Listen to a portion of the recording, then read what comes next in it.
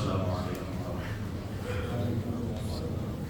بسم الله والحمد لله والصلاة والسلام على أشرف المرسلين وعلى آله وصحبه أجمعين. أما بعد، اللهم صل على سيدنا محمد وعلى آل سيدنا محمد صلى الله عليه وسلم. يا رسول الله خذ بيدي قبل تعيلتي يديك يا رسول الله.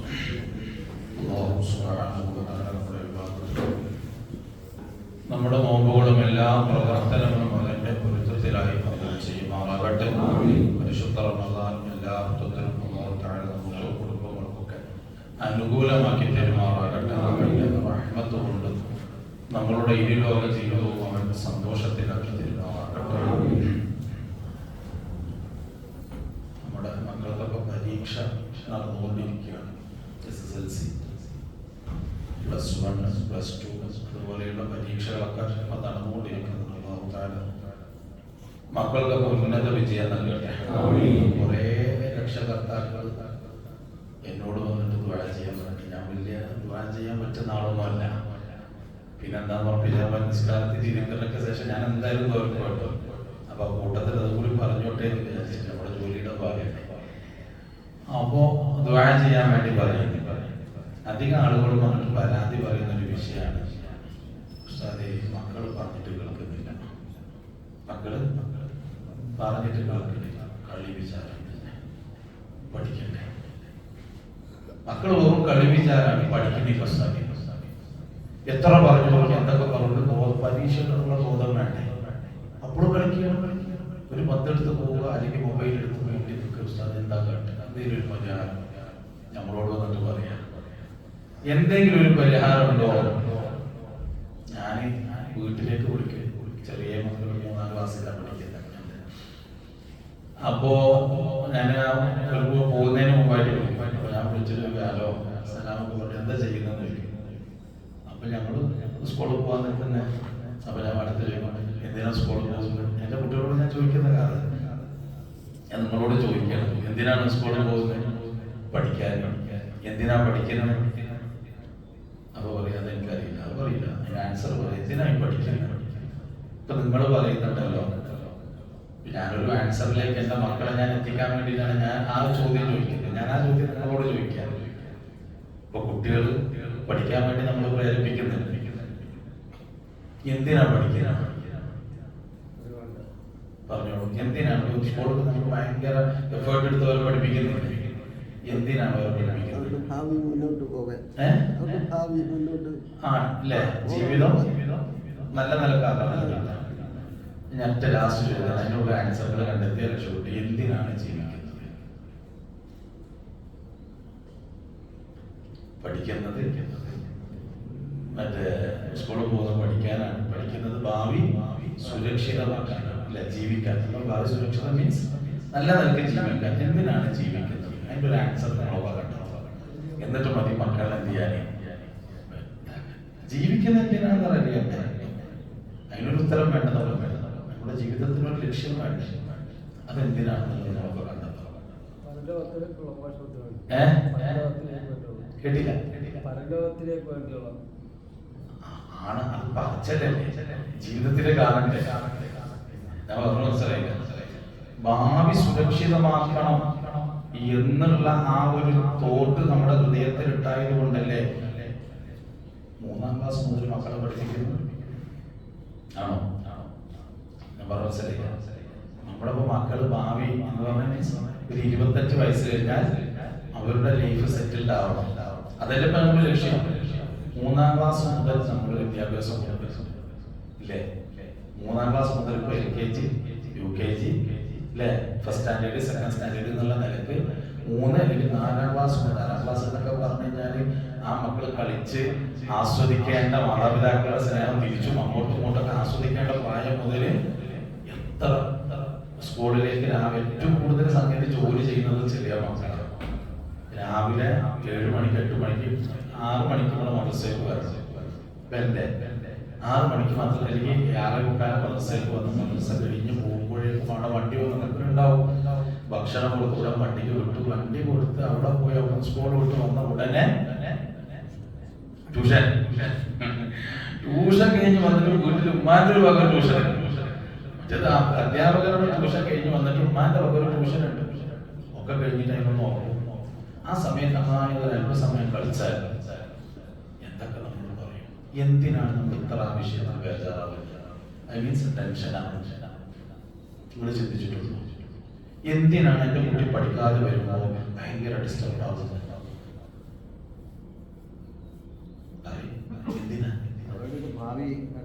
ഭാവി അല്ലെ? നല്ല ബോധം നമുക്കുണ്ട്. കാരണം ഇങ്ങനെ പഠിച്ച് ഇങ്ങനെ ക്ലിയർ ചെയ്ത് നമ്മൾ ഇങ്ങനത്തോളം പറയുന്ന രൂപത്തിൽ കൃത്യമായി കഴിഞ്ഞെങ്കിലേ കുട്ടി എന്ത് ചെയ്യുള്ളൂ? കുറച്ചായി കഴിഞ്ഞാൽ എന്ത് ചെയ്യാൻ പറ്റും? അവർക്ക് സ്വസ്ഥമായിട്ട് ജീവിക്കാനും ഇവിടെ ഉള്ള മറ്റു ജോലി അല്ലെങ്കിൽ അതുപോലെയുള്ള സംവിധാനങ്ങൾ ഉണ്ടാക്കണമെങ്കിൽ ഇത്രമേൽ ഇവിടെ നിന്ന് കഠിനാധ്വാനം നടത്തണം എന്ന് ഉറപ്പാണ് നമുക്ക്. ആ ഒരു ടെൻഷനാണ് നമുക്ക്. അവരുടെ ഭാവി സേവ് ചെയ്യാനുള്ളൊരു വ്യഗ്രതയാണ് നമുക്ക്. അതുകൊണ്ടാണ് നമ്മൾ അവരത്രയും കളി വിചാരത്തിലും കളിക്കാനോ അല്ലെങ്കിൽ ഒന്നിനും നമ്മൾ പറഞ്ഞേക്കാതെ നമ്മൾ എന്ത് ചെയ്യുന്നത്? അതിലേക്ക് പോകുന്നത്. അപ്പൊ ആ സമയത്തിൽ അവരിരുന്ന് കളിക്കുമ്പോൾ നമുക്ക് ടെൻഷനാണ്. എന്താ നിങ്ങൾക്ക് ബോധല്ലേ? എന്താ നീ പറഞ്ഞാൽ മനസ്സിലാക്കാത്തത്? എന്തൊക്കെ നമ്മൾ പറയും അല്ലേ? പക്ഷെ കുട്ടികളുടെ ഭാഗത്ത് നമ്മൾ ചിന്തിച്ചിട്ടുണ്ട്. കുട്ടികളുടെ ആംഗിളിൽ പോയിട്ട് നമ്മൾ ചിന്തിക്കുക. നമ്മൾ ഏതൊരു സമയം ഏതൊരു വിഷയം ആരുമായിട്ട് ഡിസ്കസ് ചെയ്യുകയാണെങ്കിൽ സംസാരിക്കുകയാണെങ്കിൽ എപ്പോഴും ഓപ്പോസിറ്റ് സൈഡിലുള്ള ആളുടെ ആംഗിളിൽ നിന്ന് വേണം നമ്മളൊരു കാര്യം ചിന്തിക്കാൻ. ഞാൻ എൻ്റെ ആംഗിളിൽ നിന്ന് ചിന്തിച്ചിട്ട് മറ്റുള്ളവരെ ആക്ഷേപിക്കുന്നതിനേക്കാൾ മറ്റുള്ളവരെ ചീത്ത പറയുന്നതിനേക്കാൾ നല്ല ഓപ്പോസിറ്റ് സൈഡിൽ നിൽക്കുന്ന ആംഗിളിൽ അവരുടെ കണ്ണിലൂടെ നമ്മൾ നോക്കുമ്പോൾ ഒരു പക്ഷെ അത് ശരിയായിട്ട് തോന്നും. ഇപ്പൊ നിങ്ങളൊക്കെ ഓരോ കാര്യങ്ങൾ ചെയ്യണമെന്ന് മനഃപൂർവ്വം ചെയ്യുന്നല്ലോ. നിങ്ങളുടെ ചിന്തയിൽ അത് ശരിയെന്ന് തോന്നിയിട്ടാണല്ലോ ചെയ്യണത്. മക്കളുടെ നമ്മൾ പറയുമ്പോൾ മക്കൾ ഒരു പെട്ടെന്ന് ഒരു വിഷയം ചെയ്തു, അത് തെറ്റില്ല. നമ്മളെന്ത് ചെയ്യണം? ഈ 40 വയസ്സുള്ള ആ ബോധത്തിൽ നിന്ന് ബുദ്ധിയിൽ നിന്ന് എന്റെ ബുദ്ധിയിലേക്ക് 5 വയസ്സുകാരൻ വരണം എന്നുള്ള ചിന്തയിൽ നിന്നാ ഞാൻ ചൂടാവണം. നമ്മളൊക്കെ നമ്മുടെ മക്കളോട് ചൂടാകുന്ന എനിക്കത് ബോധമില്ലേ? നമ്മളും 5 വയസ്സിലാ ബോധം തന്നെ ഉണ്ടായിട്ടുള്ളൂ. പിന്നെ നമ്മൾ ഉദ്ദേശിക്കുന്ന ബോധം ബുദ്ധി ഏതാ? ഈ 40 വയസ്സിന്റെ ബുദ്ധി ആ 5 വയസ്സുകാരൻ ഉണ്ടാവണം എന്നുള്ള നിലക്കാം. ഇതിനെ മറിച്ച് നമ്മൾ നേരെ ആ 5 വയസ്സിന്റെ പ്രായത്തിലേക്ക് പോയി നോക്കുന്നത് ശരിയാണെന്ന് ചെയ്യുന്നത് അല്ലേ? ആണോ അല്ലേ? എങ്കിൽ ഈ കളിയുടെ വിചാരത്തിൽ നമ്മുടെ കുട്ടികളുടെ ഭാഗത്ത് അപ്പൊ അവർക്ക് അത് എന്താ തോന്നുന്നത്? തെറ്റായിട്ട് തോന്നുന്നുണ്ടോ?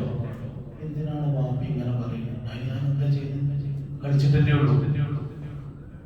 അല്ലെങ്കിൽ ഞാൻ ഇതുവരെയും തെറ്റായിട്ട് തോന്നുന്നില്ലല്ലോ. ഒരല്പസമയം കളിച്ചതിനാണ്. അപ്പൊ അവരുടെ ആംഗിളിൽ നിന്ന് അവര് ചെയ്തതൊക്കെ ശരിയാണ്.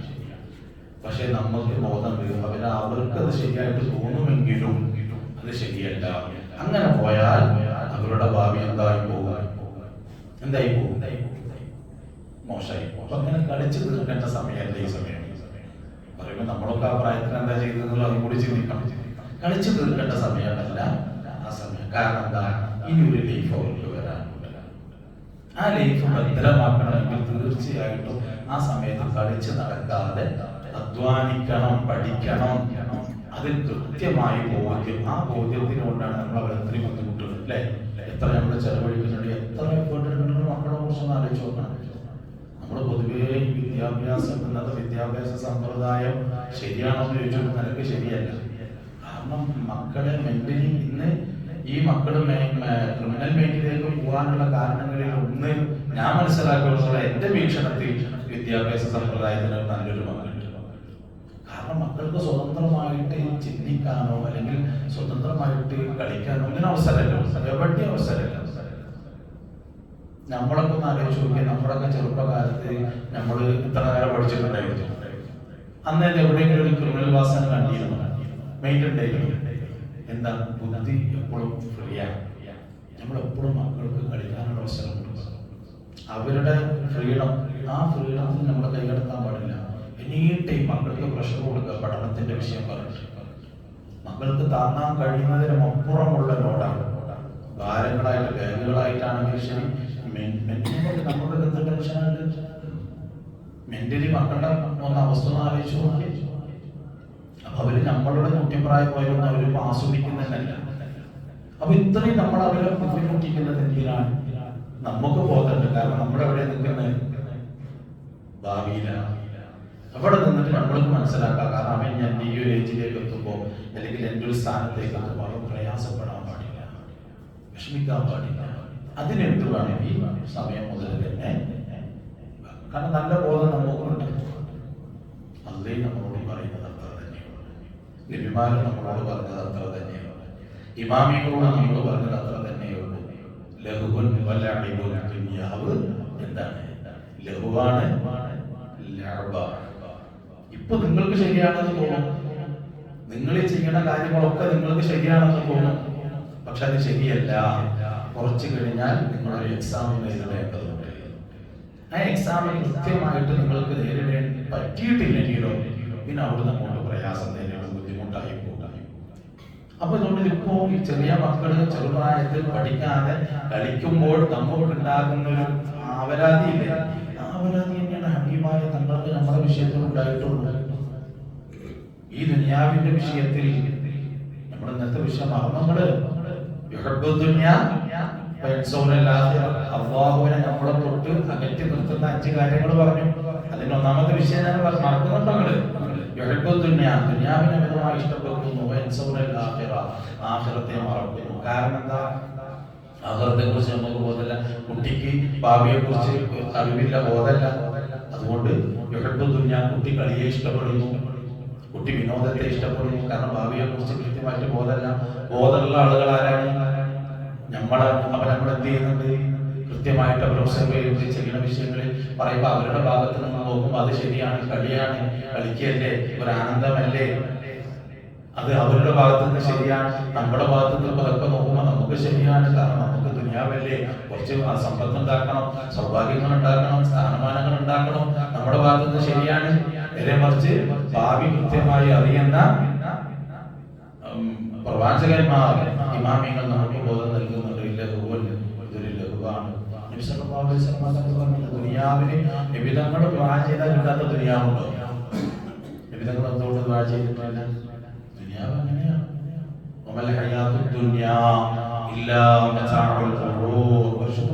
ഒരുപാട് ഭാഗത്ത്.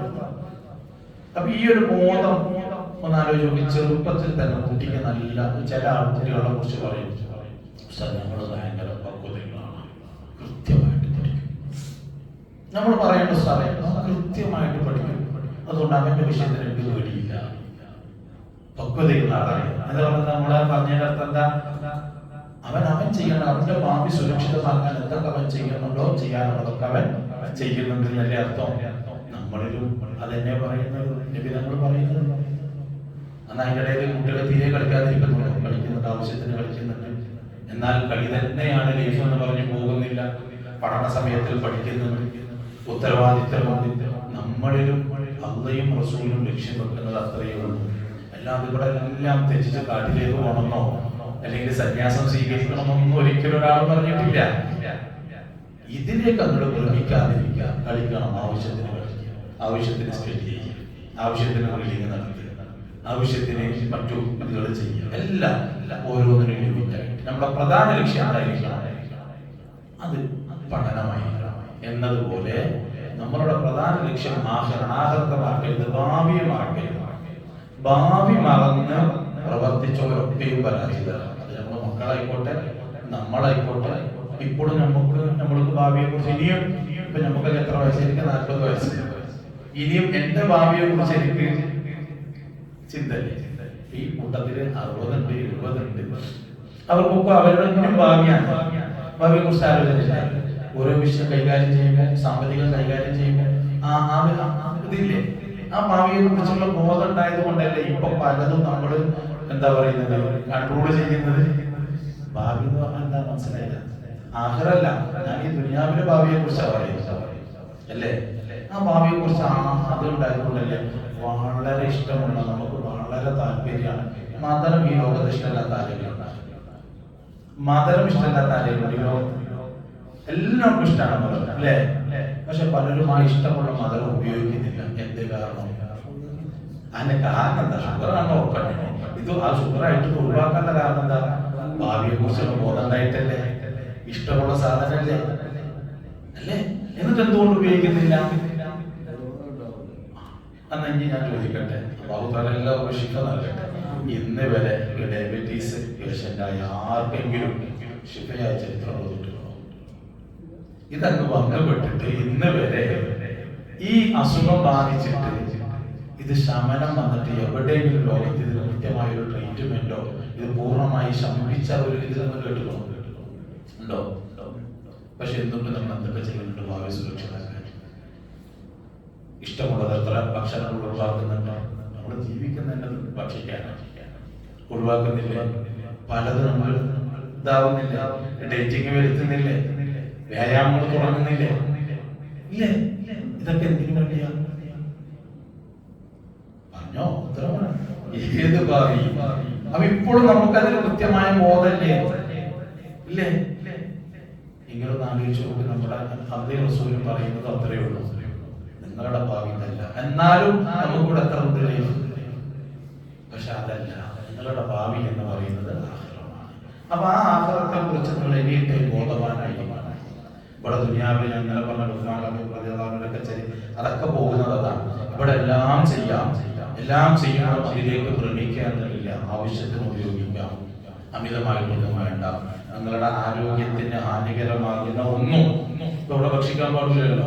ചെറിയ രൂപത്തിൽ മധുരമൊക്കെ കൂട്ടിക്കുക, വല്ലാതെ കൂട്ടണ്ടോ ഡോക്ടർ അല്ലേ? കൊളസ്ട്രോൾ ആണെന്നൊക്കെ പറയുന്നത് അമിതമാണെന്ന് പറയാം, ഒന്ന് പൂർണ്ണമായിട്ട് ഒന്ന് കൺട്രോൾ ചെയ്താൽ. എന്നിട്ട് എന്ത് ചെയ്യാം? ഇടയ്ക്കെപ്പോഴെങ്കിലും അല്ലെ, ആവശ്യത്തിനൊപ്പം. അമിതമായാൽ ഭാവി ദോഷം ചെയ്യും എന്ന് അതേ റസൂൽ പറഞ്ഞത് അത്ര തന്നെയാണ്. ഇവിടെ നിങ്ങൾ എന്ത് ചെയ്തോളൂ? എല്ലാം ഉപയോഗിച്ചോളൂ, അമിതമാവേണ്ട. അമിതമാവുമ്പോൾ അതിലേക്ക് നിങ്ങൾ ഭ്രമിച്ചു പോകും. ആ ഭ്രമം നിങ്ങളുടെ ശരീരത്തെ നശിപ്പിക്കും. ഐ മീൻസ് നിങ്ങളുടെ ആഖിറത്തെ, ഭാവിയെ നശിപ്പിച്ചു. അത് ഇവിടെ എല്ലാം വേണം, വേണ്ടെന്ന് പറയുന്നില്ല. അപ്പൊ ആ ബോധം നമുക്ക് എപ്പോഴും ഉണ്ടാവണം. ആ ബോധം ഉണ്ടെന്നുണ്ടെങ്കിൽ ആളുകൾ ഉണ്ടാവട്ടെ, ഇല്ലാതിരിക്കട്ടെ, എല്ലാം എനി ടൈമും നമ്മൾ എന്ത് ചെയ്യും? ഓരോ ഒബ്സർവ് ഇല്ലേ? ഇല്ലേ? ഇപ്പൊ ഞാൻ പറഞ്ഞിട്ട് ഈ ഷുഗർ പേഷ്യന്റിന്റെ കഥ തന്നെ എടുത്തു. മധുരാണ്. അവര് ആളുകള് കാണുന്ന പേടിച്ചിട്ടാണോ അത് കുടിക്കാതിരിക്കുന്നത്? ആണോ? ഇനി ഒരു റൂമിൽ, ഇപ്പൊ എന്റെ റൂമിൽ ഞാൻ ഒറ്റക്കാണ്, ആരുമില്ല. നോമ്പ് തുറക്കുന്ന സമയത്ത് ഒരാളൊരു മധുരപാനീയം കൊണ്ടുവന്ന് സങ്കല്പിക്കുക. എനിക്കത് കുടിക്കാൻ പറ്റാത്ത ആളാണ്. അങ്ങനൊന്നും ഇല്ല കേട്ടോ, ഞാൻ പറഞ്ഞത്. അങ്ങനെ കുടിക്കാൻ പറ്റാത്ത ഒരാളാണ്. എല്ലാവരും പോയി. രാത്രിയിൽ ആ മധുരപാനീയം കൊണ്ട് എനിക്ക് നല്ല ആഗ്രഹമുണ്ട്, പക്ഷെ എന്നാൽ പോലും ഞാനത് കുടിക്കും. നിങ്ങളാണെങ്കിൽ കുടിക്കും. റൂമിലിട്ട് നല്ല ഒരു കുപ്പി സവനപ്പോ മറ്റോ ഇരിക്കുന്നത്. നിങ്ങൾക്ക് ഷുഗർ പേഷ്യന്റ് ആണ്, തൊടാൻ പറ്റില്ല, ഉപയോഗിക്കാൻ പറ്റില്ല, ആരുമില്ല, മക്കളില്ല, ആരുമില്ല. നമുക്ക് അവിടെ അങ്ങനെ ഇരിക്കുന്നുണ്ടെന്നല്ലാതെ നമുക്കൊരു ഇത് നമ്മൾ തൊടുവോ? കാരണം നമുക്ക് നല്ല ബോധമുണ്ട്. കുടിച്ച അപകടമാണ്. ആ ബോധം ഉണ്ടാവണമെന്നേ നബിയും റസൂലും നമ്മളോട് പറഞ്ഞിട്ടുണ്ട്. നിങ്ങളുടെ മുമ്പിൽ പലതും വരും. ഈ ദുനിയാവ് പല രൂപത്തിൽ നിങ്ങളെ കാണിക്കും. അതെപ്പോഴും ബോധം വേണം. നിങ്ങളുടെ ഭാവിയെ നശിപ്പിച്ച് കളയുന്ന കളിയാണ്. ആ ആഗ്രഹത്തെ കുറിച്ച് ചിന്തിക്കുമ്പോൾ പല വിഷയങ്ങളും നമുക്ക് ആഗ്രഹമുണ്ടെങ്കിൽ പോലും നമ്മൾ മാറി നിൽക്കും. കാരണം നമ്മുടെ ചിന്ത അങ്ങോട്ട് പോകും, നമ്മുടെ ഭാവിയെ. അപ്പൊ നമ്മൾ നമ്മുടെ മക്കളെ ട്രീറ്റ് ചെയ്യുന്നത് പോലെ ഇമാമികൾ, പ്രവാചകന്മാർ നമ്മളെ ട്രീറ്റ് ചെയ്യുകയാണ്. എന്തിനു വേണ്ടി? കളിച്ച് നടക്കട്ടെ. എനിക്ക് ഇപ്പൊ തോന്നുന്നു ഇതൊക്കെ എടുത്തു എന്തോ ആണെന്നൊക്കെ തോന്നും. പക്ഷെ കുറച്ച് കഴിഞ്ഞാലാണ് പ്രയാസപ്പെടുക, കുറച്ച് കഴിഞ്ഞാലാണ് പ്രയാസപ്പെടുക. അപ്പൊ മേലക്ക് നോക്കിയിട്ട് കാര്യമില്ല. എനിക്ക് തണുപ്പ് ഭയങ്കര ഇഷ്ടമാണ്. എനിക്ക് തണുപ്പ് ഭയങ്കര ഇഷ്ടമാണ്. ഒരു 2 മാസമായിട്ട് തണുപ്പ് തീരെ പറ്റുന്നില്ല. തണുപ്പ് എന്ന് പറഞ്ഞു കഴിഞ്ഞാൽ AC അല്ല, നമ്മൾ കുടിക്കുന്ന പറ്റുന്നില്ല. അപ്പൊ ഒരിക്കലും അതേമാതിരി കുടിച്ചപ്പോ എന്റെ ശബ്ദം അതാണ് ഒരു കാരണം. എന്റെ പ്രത്യക്ഷത്തിലുള്ളത് ശബ്ദം പോയി. എന്നാലും ഇപ്പൊ നോക്കാൻ പോകുമ്പോ അവരിങ്ങനെ നിർബന്ധിക്കും, ഇങ്ങനെ കാണുമ്പോ അപ്പൊ ഞാൻ ചിലപ്പോൾ ചെയ്യും, അവരൊന്ന് തൃപ്തിപ്പെടുത്തും വേണ്ടേ എന്നുള്ള നിലയ്ക്ക് ചിലപ്പോൾ ഒരംശമൊക്കെ കുടിച്ചു കഴിഞ്ഞ് വന്നാൽ തുടങ്ങും. ഇപ്പോഴെന്റെ വോയിസ് ക്ലിയർ അല്ല, ആണോ? അപ്പൊ ആ സമയത്ത് ഞാൻ ഇപ്പൊ ചിന്തിക്കും, കുഞ്ഞു കുടിക്കൂലോട്ടോ. പക്ഷെ അതെല്ലാം അനുഭവിച്ചിട്ട് ചിന്തിച്ചിട്ട് കാര്യമുണ്ടോ? കഴിഞ്ഞത് തന്നെയല്ലേ, കഴിഞ്ഞത് തന്നെയല്ലേ. അപ്പൊ പിന്നെ ആലോചിച്ചിട്ട് കാര്യമില്ല. അപ്പോ ഇവിടെ ആ സമയത്ത് ഒരു ബോധം വന്ന് ഒരു മുന്നറിയിപ്പ്, നമുക്ക് അങ്ങനെ ഇല്ല എന്ന് തോന്നിയ ഒരു മുന്നറിയിപ്പ് നടത്തിയ നമ്മുടെ ഭാവി സുരക്ഷിതമാണ്. എന്റെ ശബ്ദത്തിനും അങ്ങനെ തന്നെ നിലനിൽക്കും, എനിക്ക് പ്രയാസമല്ല. അതേ റസൂലും പറയുന്നത് പലതും നിങ്ങളുടെ മുമ്പിലേക്ക് പ്രത്യക്ഷപ്പെടുത്തും. നിങ്ങൾക്ക് ആകർഷണീയമായതായിരിക്കാം, ആഗ്രഹമുള്ളതായിരിക്കാം. ഭാവിയെ കുറിച്ച് ഒരു വിശ്വാസിയുടെ, ഒരു മനുഷ്യന്റെ ഭാവി എന്ന് പറയുന്നത് അത് ആഖിറമാണ്. ആഖിറമാണ്.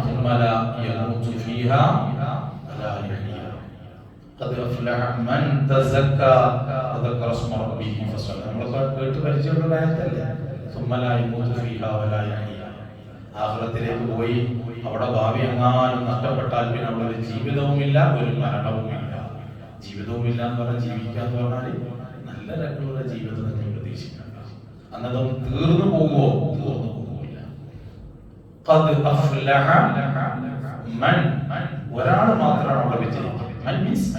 ഒരു വിഭാഗക്കാരാണ് അവർ സ്വയം നടത്തിയിട്ടുണ്ട്. അവരുടെ മനസ്സിനെ സംസ്കരിച്ചെടുത്തിട്ടുണ്ട്. ഭാവിയെ കുറിച്ച് ബോധം കൃത്യമായി ഉണ്ടായതുകൊണ്ട് തന്നെ വർത്തമാന കാലത്തെ വിനിയോഗിച്ചിട്ടുണ്ട്. അതാണ് തസ്കീർ എന്ന് പറഞ്ഞാൽ മനസ്സിനൊന്ന് സംസ്കരിച്ചെടുക്കുക, നന്നാക്കിയെടുക്കുക. അങ്ങനെയുള്ള ആളുകളെ വിജയിച്ചു. അപ്പൊ നമ്മുടെ ഭാവി എപ്പോഴും ആഖിറമാണെന്നുള്ള ബോധത്തിൽ ദുനിയാവിൽ ജീവിച്ചു. അപ്പൊ അവിടെ നമുക്ക് കളിക്കേണ്ട സമയത്ത് കളിക്കാം, തുറക്കേണ്ട സമയത്ത് തുറങ്ങാം, ഭക്ഷിക്കേണ്ട സമയത്ത് ഭക്ഷിക്കാം, ആനന്ദിക്കേണ്ട സമയത്ത് ആനന്ദിക്കാം. എല്ലാം ഇത് മാത്രമാണ് ലൈഫ് എന്ന് പറഞ്ഞ് ഭാവിയെ കുറിച്ച് ഓർമ്മയില്ലാതെ കളിക്കുമ്പോൾ കുട്ടികൾ കളിക്കുമ്പോഴേ നമുക്ക് ടെൻഷനുണ്ട് ഇല്ലേ? അവര് കൃത്യമായിട്ട് സ്റ്റഡി ചെയ്യുന്നത് കൃത്യമായി പഠിച്ചു, എല്ലാം ചെയ്തു. അവർ ഉത്തരവാദിത്തം ചെയ്തിട്ട് കളിച്ചാൽ നമുക്ക് എന്തെങ്കിലും ടെൻഷൻ ഉണ്ട്, നമ്മളെന്തെങ്കിലും ചീത്ത പറയും ഇല്ല, കുറച്ച് നേരം കളിച്ചോട്ടെ, അത്രയും നമ്മൾ ചെയ്യാനുള്ള ചെയ്താൽ അവർ ബോധം ഭാവിയെ കുറിച്ച് ദുനിയാവിന് ഇഷ്ടപ്പെടുകയും ആഖിറത്തെ മറന്നിട്ട് ഭാവിയെ മറന്നുകൊണ്ടിട്ടുള്ളൊരു ദുനിയാവ്. അതാണ് ഇന്ന് നമ്മൾ കാണുന്നത് അല്ലേ? നമ്മളൊക്കെ പറയും ആഖിറത്തെ കുറിച്ച് നമുക്ക് മറ്റേ ചിന്ത വിശ്വാസം എന്നൊക്കെ പറയും. വിശ്വാസം ഉണ്ടെങ്കിൽ നമ്മുടെ പ്രവർത്തനത്തിൽ കാണണ്ടേ? നമ്മുടെ പ്രവർത്തനത്തിൽ ഏത് പ്രവർത്തനമാണ് ആഖിറത്തെ കുറിച്ച് ചിന്ത ഉളവാക്കുന്നുണ്ട് എന്ന് പറയാൻ പറ്റുന്ന പ്രവർത്തനങ്ങൾ? എന്റെ ലൈഫിൽ ഞാൻ ചെയ്യുന്ന പ്രവർത്തനം ഏതൊരു വിഷയം, ഇപ്പൊ നമുക്കൊരു എന്താ പറയാ, ഏതൊരു മുന്നിലൊരു വിഷയം കാണുകയാണ്, അപ്പൊ അതിനനുസരിച്ചുള്ള ഒരു പ്രവർത്തനങ്ങളല്ലേ. ഇപ്പൊ നമ്മുടെ വീട്ടിലൊരു വിശേഷം നടക്കുന്നുണ്ട് എന്ന് സങ്കല്പിക്കാം. അപ്പൊ അതിന് മുൻപ് അടുത്ത മാസമാണ്, ഈ സമയം മുതൽ തന്നെ അവന്റെ പ്രവർത്തനത്തിൽ അത് പ്രകടമാവില്ലേ? എല്ലാം അങ്ങനെ തന്നെയാണ്. എങ്കിൽ ആഖിറത്തെ കുറിച്ച് നമുക്ക് ബോധമുണ്ട് എന്നുള്ളത് നമ്മുടെ പ്രവർത്തനത്തിലൂടെ കാണണ്ടേ? ഏത് വിഷയത്തിലാണ് അത് കാണുന്നത്? അപ്പൊ ആഖിറ ഉണ്ട് എന്നുള്ളത് മനസ്സിൽ വെറുതെ കരുതലല്ല, കൃത്യമായി ബോധത്തോടെ പ്രവർത്തനം. അതാണ് ഈ ഹദീസ് കൊണ്ട് നബി സല്ലല്ലാഹു അലൈഹി വസല്ലം ലക്ഷ്യമാക്കുന്നത്. നമ്മൾ ആ ഒരു ചിന്ത ഉണ്ടായിരുന്നു. ചിന്ത ഉണ്ടെങ്കിൽ പിന്നെ പേടിക്കാനേ അല്ലാതെ അമിതമായിട്ട് ഇങ്ങനെ ഭ്രമിച്ച് പോകണ്ട. ദുനിയാവ് എന്താണെന്ന് ഞാൻ വിശദീകരിക്കുന്നില്ല. ദുനിയാവ് എന്താണ് എന്ന് വിശദീകരിക്കണം എന്നുള്ളതാണ്. കാരണം എങ്കിലേ നമുക്ക് അതിനോട് താല്പര്യമില്ലാതെ വരുവുള്ളൂ. ദുനിയാവ് എന്താണെന്നുള്ളത് അറിയാം. ഇപ്പൊ നമ്മളൊരു പ്രൊഡക്റ്റ് സെലക്ട് ചെയ്യാൻ ഇല്ലേ? നമ്മൾ പല ആളുകളും ഉപയോഗിക്കുന്നത് കാണുന്നുണ്ട്, എന്തെങ്കിലും ഒരു ഡ്രസ്സോ. അപ്പോ ഈ വർക്ക് ചെയ്യുന്ന മറ്റേ ജോലിയൊക്കെ ചെയ്ത് വരുന്ന സമയത്ത് നമ്മൾ ഒരിക്കലും നല്ല വസ്ത്രം ഇട്ടിട്ട് വരുമോ? ഇല്ല. പിന്നെ നമ്മൾ ഏതാണ് വസ്ത്രം? നമ്മളതിന് വീട് ഒരു വാക്ക് ഉപയോഗിക്കും. ഏതാണ്? ലോക്കൽ അല്ലേ? നമ്മൾ റഫ് യൂസിങ്ങിനൊക്കെ ഉപയോഗിക്കുന്ന എന്താണ്? ലോക്കൽ. അപ്പൊ ലോക്കൽ എന്ന് പറയുമ്പോൾ അതിന്റെ ഓപ്പോസിറ്റ് അതേതാ? ബ്രാൻഡാണ്, മൂല്യമുണ്ടാകും. ലോക്കൽ അല്ല എന്നുള്ളത്. ഈ ലോക്കൽ കൊണ്ട് ലക്ഷ്യം വെക്കുന്നുണ്ട്. അതിന്റെ അർത്ഥം മീനിങ് എന്താണ്? ലോക്കൽ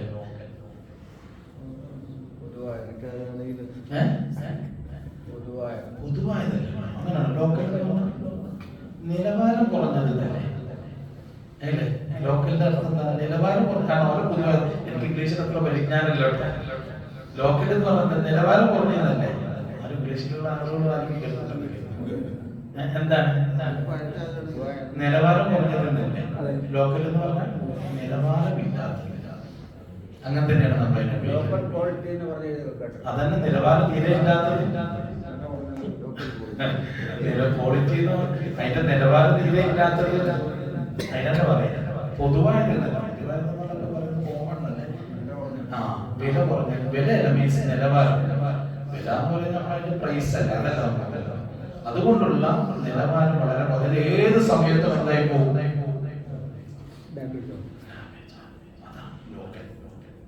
ലോക്കൽ അർത്ഥം എന്താ? നിലവാരം എന്താന്ന് പറഞ്ഞാൽ അത് നമ്മളെ ഉണർത്തണം. അത് എപ്പോഴും പോയി പോകാം, നമ്മളത് അക്സെപ്റ്റ് ചെയ്യുന്നുണ്ട് അല്ലേ? നമ്മൾ ഈ പണ്ടൊക്കെ റോഡ് സൈഡിലെ മറ്റേ ഓമ്നി ബാങ്കിലൊക്കെ പറ്റി ബൾബ് കൊടുക്കുന്നുണ്ട്, ചൈനീസ് ബൾബ് 30 രൂപയ്ക്ക് CFL അല്ല LED എന്ന് പറഞ്ഞാൽ 30 രൂപയ്ക്ക് അങ്ങാടികളിലൊക്കെ കാണും, ഇതിൽ കൂടെ ഒക്കെ വരും അല്ലെ. 100 രൂപയ്ക്ക് 3 അത് വാങ്ങുമ്പോൾ തന്നെ അറിയാം, വാങ്ങുമ്പോൾ എന്തിനാണ് ലോക്കലാണ്, ഒക്കെ വിലയിൽ ഇടാനാണ് പറയുന്നത്. ഏത് സമയത്തും പോകുമെന്ന പ്രതീക്ഷ ഇല്ലേ? ആ രൂപത്തിൽ തന്നെ നമ്മളതിന് മൂല്യം കൊടുത്തു. കാരണം അത് ഞങ്ങൾ പോയി, നമുക്ക് ടെൻഷനില്ല, കത്തി കിട്ടി, അതിൽ വലിയ സന്തോഷമില്ല. കാരണം അത് നമ്മൾ പ്രതീക്ഷിക്കുന്ന ഒരു ലോക്കലായിട്ട് നിലവാരം കുറഞ്ഞ വസ്തുവായിട്ട എന്ന് പറഞ്ഞാൽ ഏത് സമയത്തിലും ഇഷ്ടപ്പെട്ടു. നമ്മളെല്ലാത്തിനും അങ്ങനെ പിന്നെ നമ്മൾ കുറച്ച് പൈസ കൊടുത്തിട്ടാണെങ്കിൽ നമ്മൾ ബ്രാൻഡ് നോക്കൂലേ നോക്കുമ്പോൾ നമ്മൾ ആദ്യം ചോദിക്കുന്ന ഒരു ചോദ്യം, ഞാനൊക്കെ ചോദിക്കുന്നത്, നിങ്ങൾ ചോദിക്കുന്നുണ്ടോന്ന് അറിയാം. നമ്മൾ എന്ത് ചെയ്താൽ പോയിട്ട് ചെരുപ്പ് എടുക്കാൻ പോകണം, എന്താണ് റേറ്റ്? അപ്പോൾ നമുക്ക് ഇഷ്ടപ്പെട്ടു, എന്താ റേറ്റ്? അതൊരു എന്താണ് $5 $999 എടുത്ത് ലാസ്റ്റ് ചെയ്യും. അതങ്ങനെ ഷർട്ട് വാഷ് ചെയ്യാൻ പറ്റും, ലാസ്റ്റ് ചെയ്യൂലേ? ലാസ്റ്റ് ചെയ്യാൻ മീൻസ് ഇത് ഈ ഭംഗിയിൽ ലാസ്റ്റ് ചെയ്യാന്ന് പറയുന്നത് അതല്ലേ? എന്താർത്ഥം? ഈ ഭംഗിയിൽ ഈ ഫിനിഷിങ്ങിൽ കുറെ കാലം എനിക്ക് കിട്ടണോ? കച്ചവടക്കാരൻ പറയും ഓക്കെ, ഇങ്ങനെ ലാസ്റ്റ് ചെയ്യും അല്ലേ? ബ്രാൻഡാണ് അല്ലേ? ഇനി നമ്മുടെ ലൈഫ് ഒന്ന് എടുത്ത് നോക്കിയേ, ലോക്കലാണോ ബ്രാൻഡാണോ?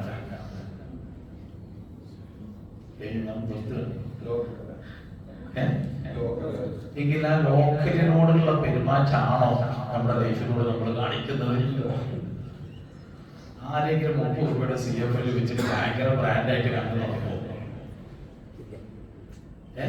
50 രൂപയ്ക്ക് ചപ്പലുകൾ ചെരുപ്പ് നമ്മളൊരു ടോയ്ലറ്റിലൊക്കെ ഉപയോഗിക്കാന്ന് പറഞ്ഞിട്ടല്ലേ, തൂക്കി വിൽക്കുക, മൊത്ത കച്ചവടം, കട കാലിയാക്കാൻ അല്ലേ? അവിടെ പോയിട്ട് നമ്മൾ വാങ്ങാൻ ചെരുപ്പിട്ട് ആരെങ്കിലും കല്യാണത്തിന് പോവോ? ഈ മങ്ങാടിയിലൊക്കെ കട കാലിയാക്കാൻ പറഞ്ഞിട്ട് തൂക്കി വിൽക്കുന്ന ചെരുപ്പ് ഇതില്ലേ? എന്നിട്ടോ പോവോ? എന്താ കാരണോ? നോക്കലാണ്, നിലവാരം കുറഞ്ഞതാണ്.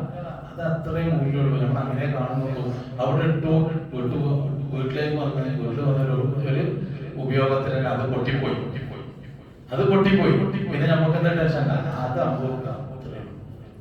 ഇനി നമ്മുടെ ലൈഫ് ലോക്കലാണോ ബ്രാൻഡാണോ?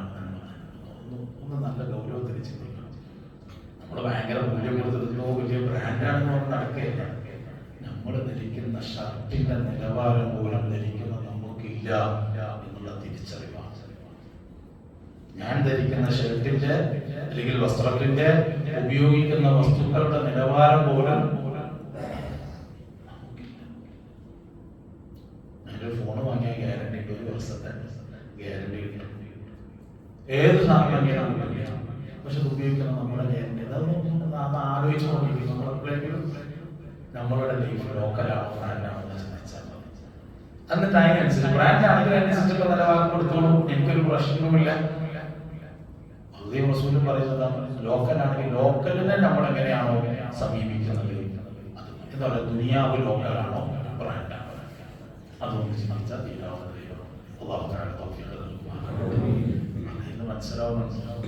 മനസ്സിലേക്ക് കയറുന്നുണ്ടോ?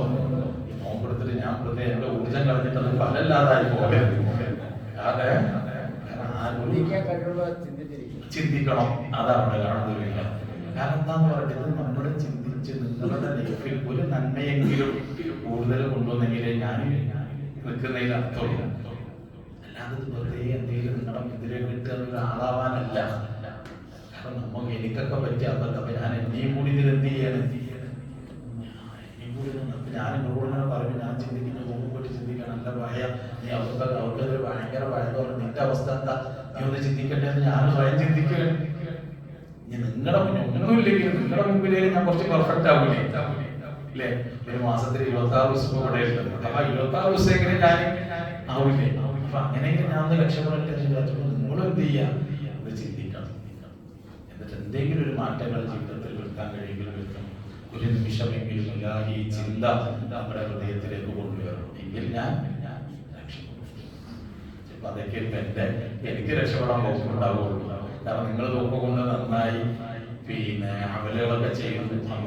നിങ്ങൾ നന്നായി അതിലൊരു കാരണക്കാരൻ ഞാനായി എന്നതുകൊണ്ട് ഒരു പക്ഷേ ഞാനൊരു രക്ഷപ്പെട്ടു. നമ്മളൊക്കെ രക്ഷപ്പെട്ടു.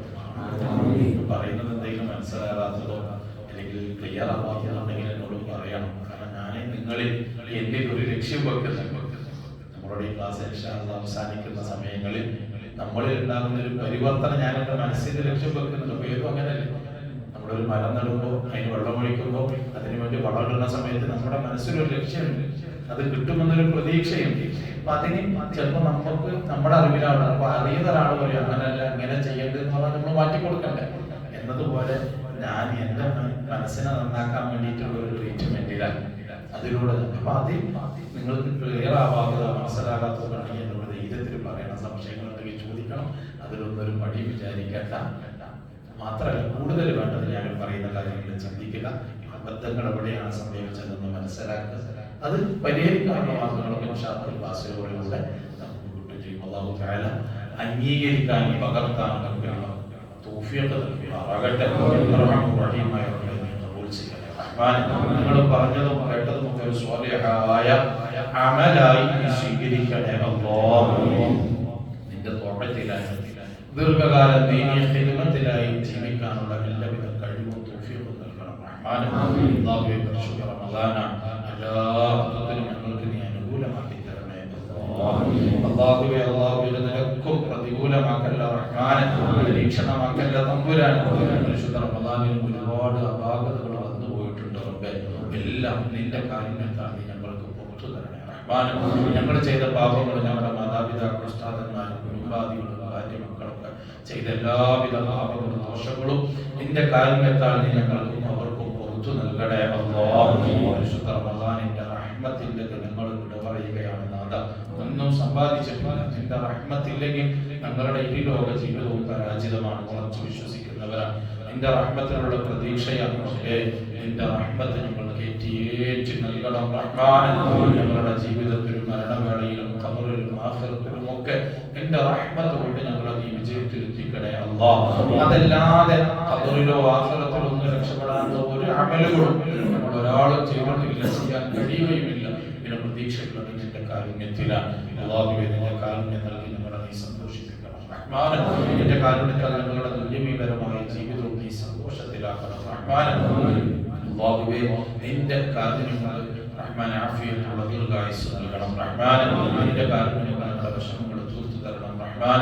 നിന്റെ കാരുണ്യങ്ങൾ ഞങ്ങളുടെ രോഗങ്ങൾ നീ ശമിപ്പിക്കണം റഹ്മാൻ. നിന്റെ കാരുണ്യത്താൽ ഞങ്ങളുടെ എല്ലാ മുറാദുകളും നീ ഹാസിലാക്കണേ അല്ലാഹ്. അല്ലാഹുവേ ഞങ്ങൾ മരണപ്പെട്ടു പോയവരെയും ഈ പള്ളിയിൽ ചുറ്റും മറവിട്ട് കിടക്കുന്ന മുഅ്മിനാത്തുകളെയും ഞങ്ങളെയും കുടുംബങ്ങളെയും ഒക്കെ നിന്റെ കാരുണ്യത്താൽ നരകത്തിൽ നിന്ന് നീ മോചിപ്പിക്കണേ അല്ലാഹ്. സ്വർഗ്ഗം നൽകി അനുഗ്രഹിക്കണേ റഹ്മാൻ.